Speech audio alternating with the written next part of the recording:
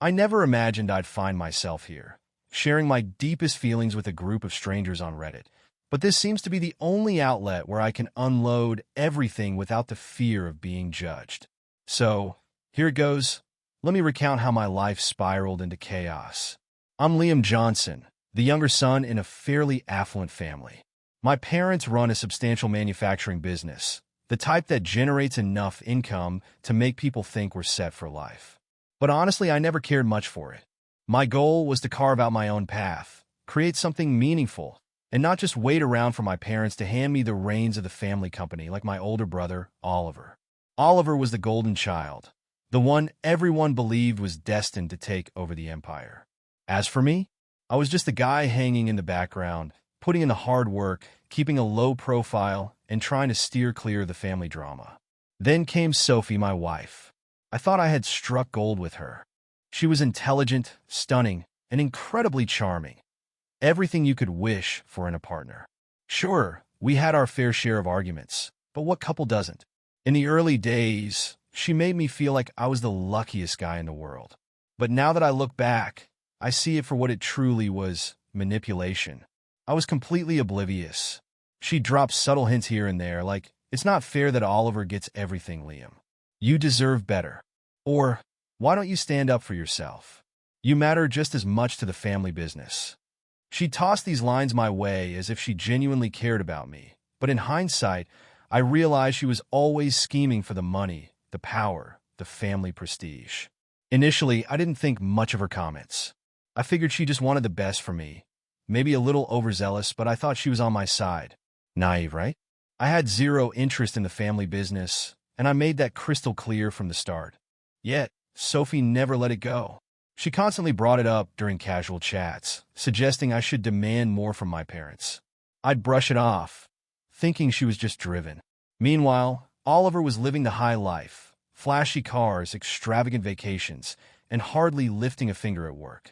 He had this charm that people fell for, but beneath that surface, he was incredibly lazy. My parents always praised him, saying, "Oliver is the future of this company," and they were convinced he was the rightful heir. I couldn't care less. In fact, I felt a sense of relief. I wanted to establish something of my own, you know? I didn't need their money or their validation. Or at least, that's what I convinced myself back then. I won't lie. There were plenty of red flags with Sophie, but I chose to ignore them. She always seemed a bit too focused on our family's wealth, repeatedly insisting I was selling myself short by not chasing a bigger piece of the pie. I'd respond, "I don't need any of that. I'm content with what I have." She'd smile and nod, but deep down, I knew she wasn't in agreement. She craved more, much more, but I brushed it aside like a fool. I mean, come on, it's your wife, right? You don't expect them to betray you while whispering sweet nothings in your ear. But boy, was I wrong. Things started to shift when Oliver returned from one of his ludicrous month-long business trips, which were essentially just lavish getaways. Sophie began acting strangely, growing distant, making excuses to stay out late, or canceling plans altogether. At first, I didn't think much of it. We'd been married for a few years, and I assumed it was just a rough patch. Everyone goes through those, right? But soon enough, I noticed how she spoke about Oliver. It was subtle, but there was something off, some sort of admiration, or maybe even infatuation. She'd say things like, "Oliver really knows how to live, doesn't he?" Or, "You could learn a thing or two from your brother." I brushed it off initially, thinking she was merely frustrated with me. I'd been putting in long hours, trying to get my own projects off the ground. We weren't spending as much time together, and I figured she was just bored or that I wasn't giving her enough attention. I made efforts to mend things, planning more date nights, dedicating more time to her, but nothing seemed to change. She was perpetually distracted, always glued to her phone or conjuring up excuses to be somewhere else. Then one day, I returned home early from work. I can't explain why. I just had this instinct that something felt off. Upon walking through the front door, the house was eerily silent. My heart raced, but I couldn't quite pinpoint why. I headed upstairs to our bedroom, and that's when everything shattered. There they were, Sophie and Oliver, right in the heart of our bed. My wife and my brother, naked and entwined. I couldn't believe my eyes. For a split second, I stood there, paralyzed as my brain struggled to comprehend the scene. But then rage washed over me like a tidal wave. I charged into the room and struck Oliver with such force that he flew off the bed and crashed against the wall. Sophie screamed, hastily covering herself, but I was beyond caring. I didn't even look at her. I grabbed Oliver by the throat and hurled him out of the house, half-dressed, with nothing but the clothes he hastily managed to throw on. I thought Sophie would express some regret, or at least show remorse. But no, she remained completely unfazed, as if it were no big deal. She locked eyes with me and said, "Oliver is way better in bed than you'll ever be, Liam. You should have seen this coming." That's when it hit me. She never truly loved me. She had been using me from the very beginning, trying to wrangle her way into the family fortune. And all this time, I was the fool who believed I was marrying someone who actually cared for me. She wasn't just sleeping with my brother. She was systematically shutting me out of my own life. She didn't even bother to explain or apologize. All she did was pack her things and walk out. I'll never forget that moment. The sound of the door slamming shut felt like the final nail in the coffin of my marriage. Once Sophie stepped out, it was as if the entire world came to a halt. The silence in the house was deafening, while my mind was a whirlwind of chaos. I couldn't wrap my head around what had just unfolded. I mean, your wife cheating on you with someone else is one thing, but your own brother? In your own bed? I felt like the biggest fool on the planet. I stood there for what felt like an eternity, staring at the door, desperately trying to comprehend it all. But the truth was there was no logic to it. It was betrayal in its rawest, most brutal form. That night, sleep eluded me. I couldn't close my eyes. My mind was trapped in a sick loop, replaying the scene over and over like a twisted film on repeat. Sophie, Oliver, together. My wife and my brother, the person I trusted more than anyone, both stabbing me in the back. The more I mulled it over, the angrier I became. My chest tightened, my fists clenched. I wanted to scream, to smash something. Anything to unleash the fury raging inside me. The next few days were a blur. I didn't go to work. I didn't talk to anyone. I just stayed home, reliving every moment of my marriage, trying to figure out where it all went south. I couldn't believe I hadn't seen it coming. The signs had been glaring, but I ignored them like a blind fool. Sophie had been pulling away for months. Hell, maybe even years, and Oliver had always been a little too friendly with her. I just never connected the dots. Looking back, there were countless moments that should have tipped me off, like how Sophie would always defend Oliver, even when he was being a lazy jerk, or how she'd bail on our plans at the last minute to hang out with friends and return late at night, smelling like another guy's cologne. I should have questioned her more. I should have paid closer attention. But I didn't, and now I was left to deal with the consequences. It took about a week for me to snap out of that daze. I realized I couldn't continue wallowing in self-pity. I needed answers. I had to confront Sophie. I needed to uncover what had really been happening behind my back. So I called her. I'm not sure what I expected, maybe some sort of explanation or remorse. But when she picked up, it was like nothing had happened, as if she hadn't just obliterated my entire world. Her tone was calm, almost chilling. "What do you want, Liam?" she asked, as if I was the one who owed her an explanation. The anger surged within me again, but I forced myself to remain composed. "I want to know why," I said through clenched teeth. "Why did you do it? Why my brother?" There was a lengthy pause on her end. For a moment, I thought she might actually admit to her wrongdoing. But of course, that would have been too simple. "Why?" she finally responded, her voice dripping with disdain. "Because you're weak, Liam. You've always been weak. You let your brother walk all over you, and you were too blind to see it. Oliver is a real man. He knows what he wants and takes it. You've spent your whole life trying to hide in his shadow, but the truth is, you'll never measure up. Not in business, not in life, and definitely not in bed." I swear, I nearly threw my phone across the room. I wanted to reach through the line and strangle her, but all I could do was listen. It felt like she was relishing this, rubbing salt into my wounds, twisting the knife deeper.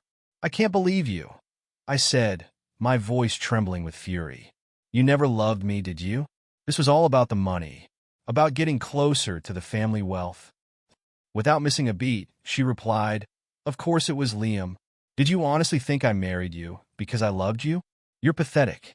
All you ever did was play second fiddle to Oliver. I needed a man who could provide the life I deserve, and that was never going to be you." At that point, I reached my breaking point. I hung up the phone. My head was spinning, my heart racing so hard I thought it might explode. She had admitted it outright. She never loved me. I was merely a stepping stone to get closer to the family fortune, and Oliver, my own brother, was part of her scheme all along. The betrayal washed over me like a tidal wave. I wanted to smash something, to scream, to demolish every piece of furniture in the house. But instead, I grabbed a bottle of whiskey from the kitchen and downed half of it before collapsing onto the couch, my mind racing with 1,000 chaotic thoughts. How could I have been so blind? How could I have let this happen?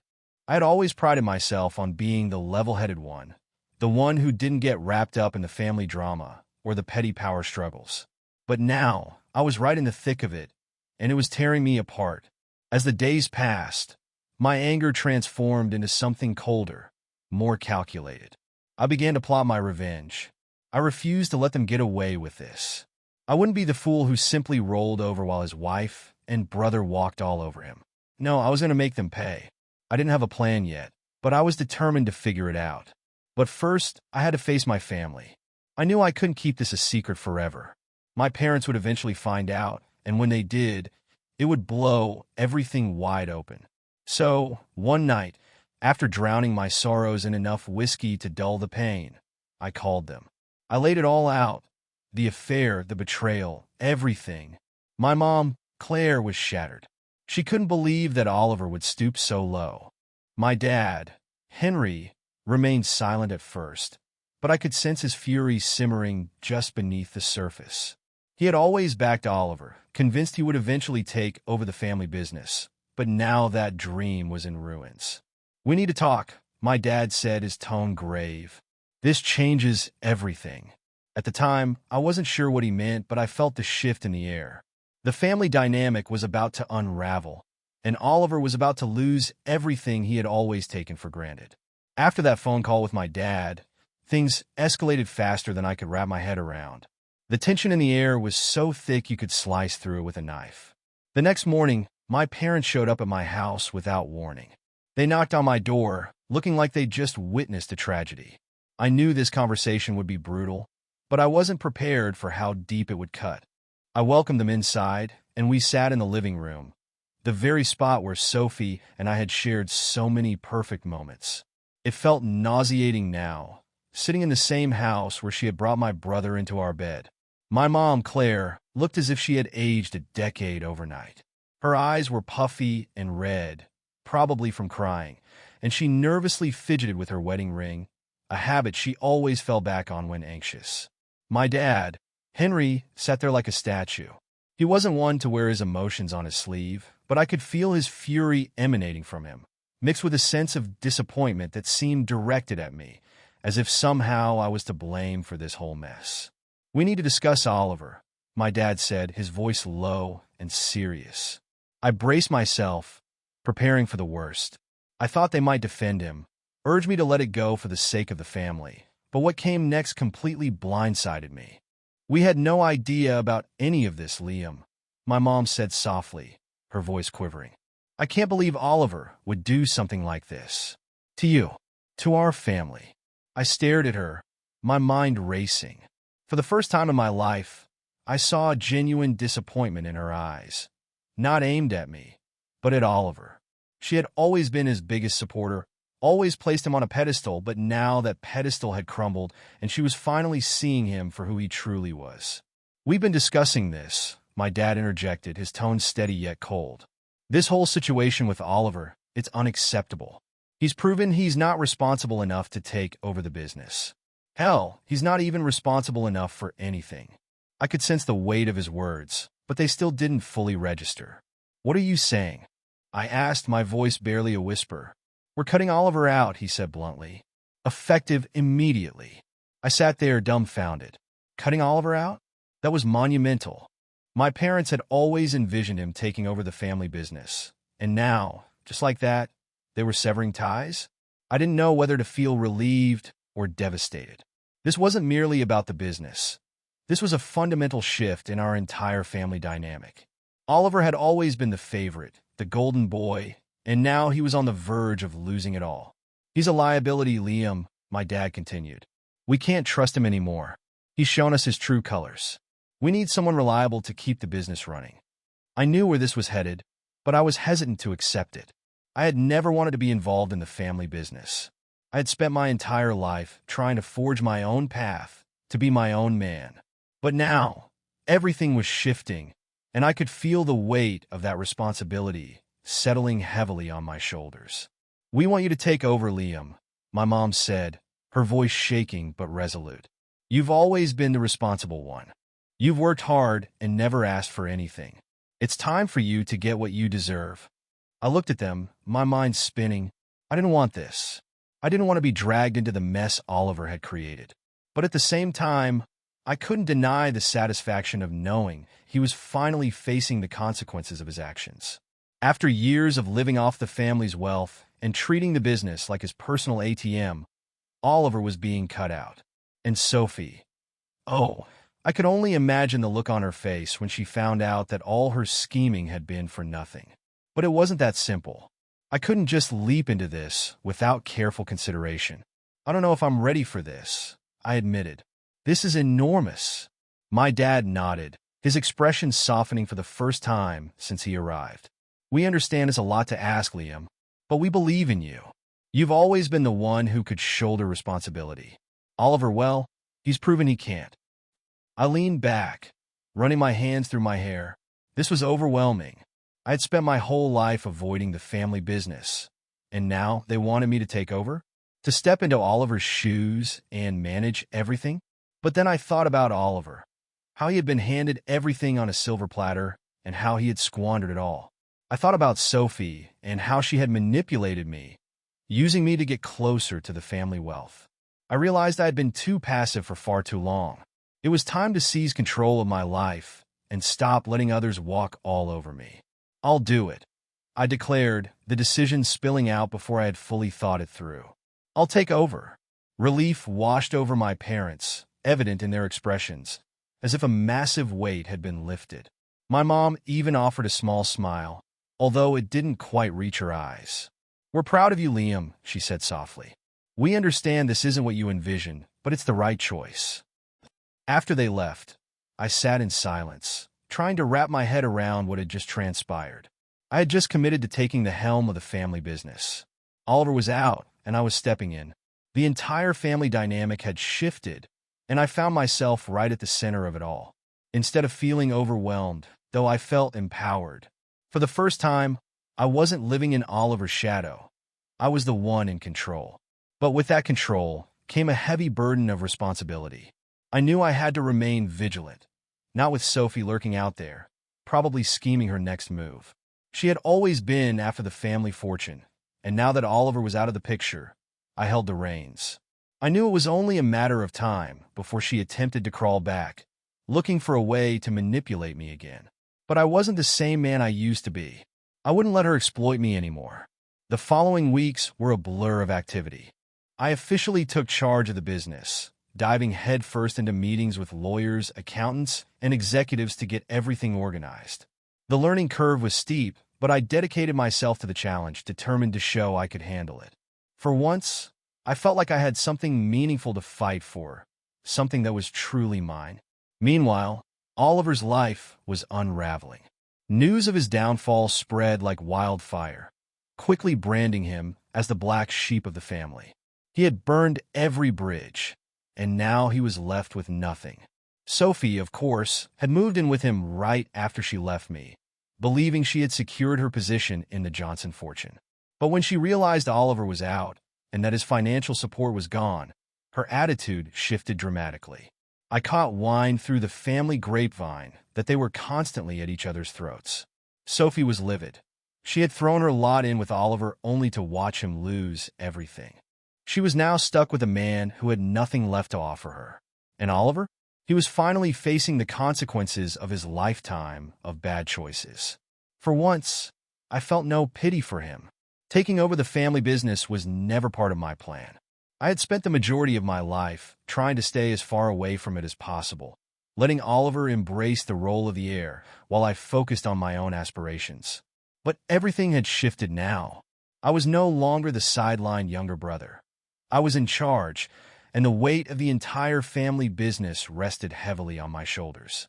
It was daunting, yes, but for the first time in a long while, I felt a sense of genuine control over my life. I was no longer just Liam, the second son. I was the one making the decisions. The initial months blurred together in a chaotic mix of meetings, negotiations, and learning the company's ins and outs. I had to throw myself into the work, putting in long hours to catch up. I couldn't afford to fail, especially with the scrutiny of every board member, investor, and employee on my every move. Yet there was also a part of me that thrived on the challenge. This wasn't just about proving myself to my parents or silencing the skeptics. I was doing it for me. I needed to show that I was capable, that I could run this company and succeed on my own terms. But it wasn't without its struggles. There were nights when I came home utterly drained, my mind racing with the avalanche of responsibilities piling on top of me. And sometimes, in the stillness of my empty house, my thoughts would drift back to Sophie. I hated that she still had that hold over me, that she occupied space in my mind long after everything she'd done. No matter how hard I tried to focus on the business, the sting of her betrayal lingered, always lurking just beneath the surface. Yet, as weeks turned into months, I began to find my rhythm. The business started to flourish under my leadership. I forged new partnerships, updated some of the company's outdated practices, and even rolled out initiatives that opened doors to new markets. One of those partners was Anna Hoffman, a savvy, no-nonsense businesswoman with a keen eye for innovation. From our very first collaboration, I sensed she was the real deal. She was ambitious, driven, and knew precisely what it took to make things happen. Working closely with Anna was a breath of fresh air. She wasn't interested in my last name or the family fortune. She was all about the work, the hustle, and the grind.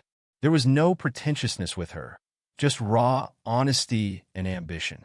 It was like a rejuvenating breeze after the suffocating chaos of my marriage. As for Oliver and Sophie, their situation was unraveling faster than I could have imagined. I began hearing things through the family grapevine. Oliver, stripped of his inheritance and left with nothing but his own failures, was struggling to find employment. His entire life had revolved around the belief that the family business would always support him. Now, with that safety net torn away, he was floundering. And Sophie? She had backed the wrong horse, and it was dragging her down right alongside him. The first time I bumped into Sophie after she left, it was at a charity event. I had no idea she would be there, but the moment my eyes landed on her, all those old feelings, anger, betrayal, came rushing back. She was with Oliver, of course, but they didn't exude that smug confidence they once did. Oliver looked worn out, like the burden of his failures was finally catching up to him. And Sophie? Well, let's just say she lacked the superiority complex she used to flaunt. When she spotted me, she had the nerve to smile, as if we were about to engage in some friendly conversation. I refused to entertain that notion. I walked right past her, ignoring her completely, denying her the satisfaction of my acknowledgement. I could only imagine how much that infuriated her. For years, she had manipulated me, twisted my emotions to fit her agenda, and now I was beyond her reach. That felt like a real victory. Their situation continued to deteriorate. I heard they were constantly at each other's throats. Oliver couldn't hold a job, and Sophie, who had thought she was making a smart trade when she left me for him, was now stuck with a man who couldn't provide the life she envisioned. It didn't take long for her to realize that the golden future she had dreamed of with Oliver was a mirage. I'm sure she was regretting every choice she made, but honestly, I didn't care. She had made her bed, literally, and now she had to lie in it. Meanwhile, I kept building my own future. The business was thriving, and with every new success, my confidence soared.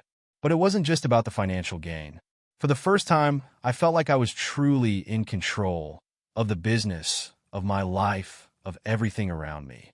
And I was determined not to let anyone take that away from me again.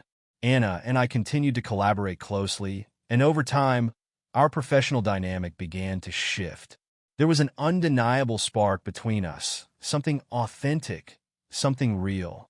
It wasn't like what I had with Sophie, which had always been manipulative and calculated. With Anna, everything felt different. She didn't care about my last name or my family's wealth. She respected me for who I was, and I admired her for her talent and drive. We started spending more time together outside of work, grabbing drinks and going to dinner. Before long, those dinners evolved into something deeper. This wasn't something I had planned. I certainly wasn't searching for a new relationship after the turmoil with Sophie, but sometimes life throws unexpected things your way. And honestly, after everything I'd endured, it felt good. It felt refreshing to be with someone who had no ulterior motives. Someone who saw me for who I truly was, not for what I could offer them. But even as my connection with Anna blossomed, I couldn't completely shake off the shadow of my past. Sophie was still out there, lurking in the background, waiting for her chance to strike. I knew she wasn't finished yet. I could sense that more drama was on the horizon. One evening, after a particularly grueling day at work, my phone rang. It was Sophie. I almost didn't answer, but curiosity got the better of me. "Liam," she said, her tone softer than I remembered. "We need to talk." When Sophie called that night, I immediately sensed something was off. A part of me wanted to ignore her, to let her stew in whatever mess she had created with Oliver. But against my better judgment, I picked up. Her voice was almost fragile, which set off alarm bells in my head. This was the woman who had shattered my world, torn my family apart, and betrayed me in the most unforgivable way. But now, she sounded like someone beaten down by her own choices. "Liam," she pressed again after I remained silent. "Can we talk?" I didn't know whether to laugh or hang up. What on earth could we possibly have to discuss, Sophie? There was a moment of silence.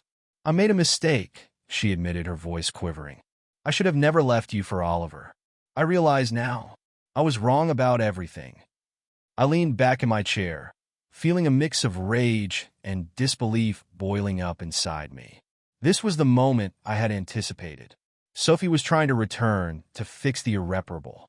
I could picture her sitting in whatever rundown apartment she and Oliver were now sharing, plotting her comeback. "You made a mistake?" I echoed, my tone flat. "You think you can just waltz back into my life after everything you've done? After sleeping with my brother? After manipulating and betraying me? And now, because your life with Oliver has crumbled, you expect me to forgive and forget?" "I know I messed up," she blurted out, her voice tinged with urgency, as if she were clinging to any scrap of hope. "But I've had time to think, and I realize now that I love you, Liam. I should never have left you. Oliver is not who I thought he was." A bitter laugh escaped me. The sheer gall of her was astonishing. "So let me get this straight. You love me now? After all the deceit, the infidelity, the chaos, you suddenly love me because your better option turned out to be a bust." "Please," she pleaded, her voice wavering. "I'm sorry. I know I hurt you, but we can fix this. We can start fresh." For a fleeting moment, I felt the remnants of the old Liam, the one who might have been foolish enough to believe her empty words. But that man was long gone. The version of me who had spent countless nights tormented by her betrayal was no longer there. I had transformed, stronger, wiser, and resolute. There was no way in hell I would let her manipulate her way back into my life. "You're not sorry, Sophie," I replied, my voice calm yet firm. "You're just desperate. You're here because Oliver couldn't give you the life you thought you deserved, and now you're scrambling back to me because you've hit rock bottom. But I'm not that same guy you walked away from. You don't get to come back and fix things because there's nothing left to fix." "But I love you," she started, but I cut her off. "No, you don't," I snapped, my voice sharp. "You never loved me. You loved what I represented. You cherished the idea of power and wealth. And now that your little dream with Oliver has crumbled, you're hoping to latch onto me again. But that's not happening." I could hear the tears in her voice as she cried on the other end of the line, but my heart remained stone cold. I had run out of compassion for her. This was the woman who had dismantled everything we built together, who had mocked me after I caught her with my brother, and now she was trying to play the victim. I refused to be manipulated again.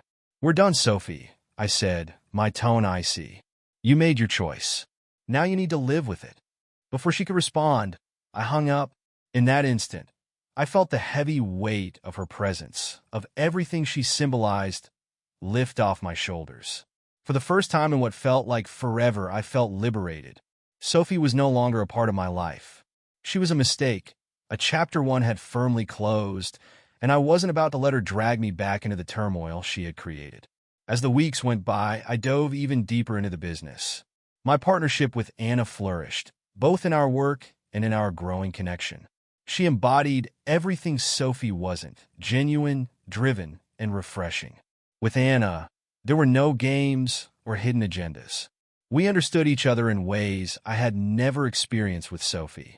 For the first time, I felt what it was like to be with someone who genuinely cared for me, not for what I could provide.